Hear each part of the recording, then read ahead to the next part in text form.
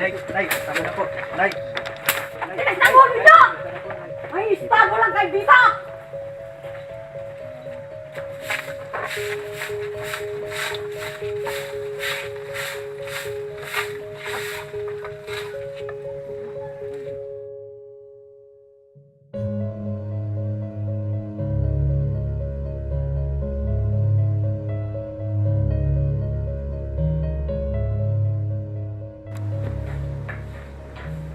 Nay, bakit pinagtabuyan mo na naman mga bisita ko?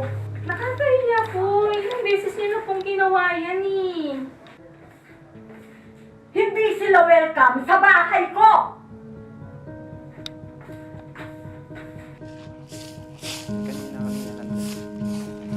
Magandang araw po. Pwede po ba namin kayong maanyayahan sa...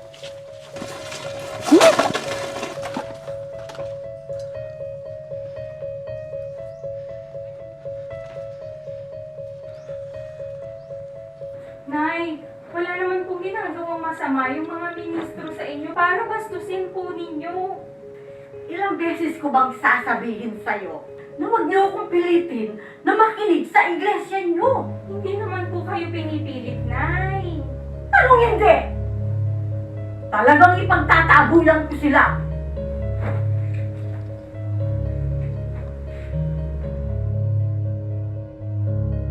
Ilang beses na ba nating naaya si nanay?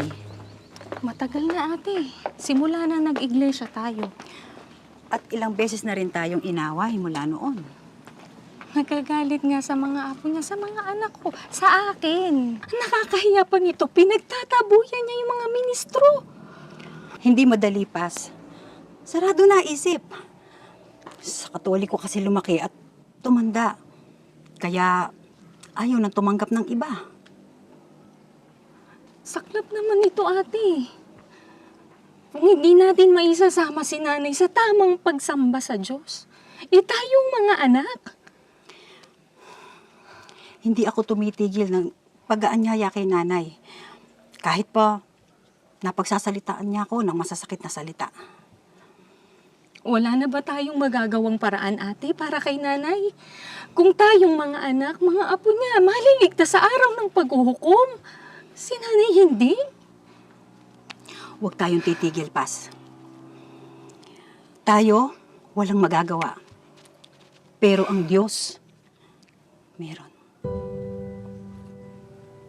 Ate, hindi ako tumitigil sa pagyaya kay nanay na madinig ang tungkol sa iglesia. Hindi din ako tumitigil sa mga pagpapanata.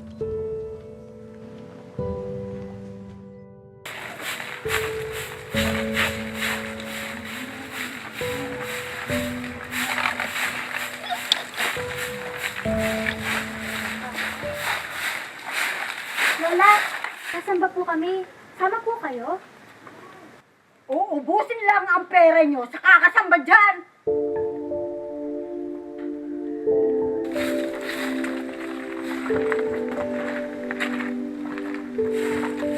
Sister Petra! Sister Petra! Sister Petra! Sister Petra! Sister Petra! Sister Petra, bukas na po ang misa ni Father para po sa piyesta. Pinapakuha na po ang bayad natin kay Father. Oo nga pala. Teka lang. Kukunin ko sa loob.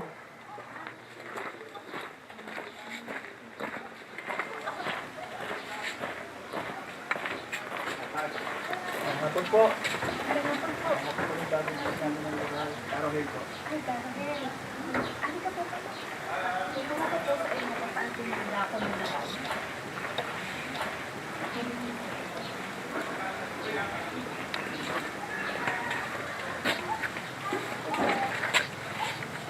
Maraming salamat po sa lagi po niyong pagbibigay sa simbahan. Wala yun. Taon-taon na lang po tuwing fiesta, kayo po ang Yeah!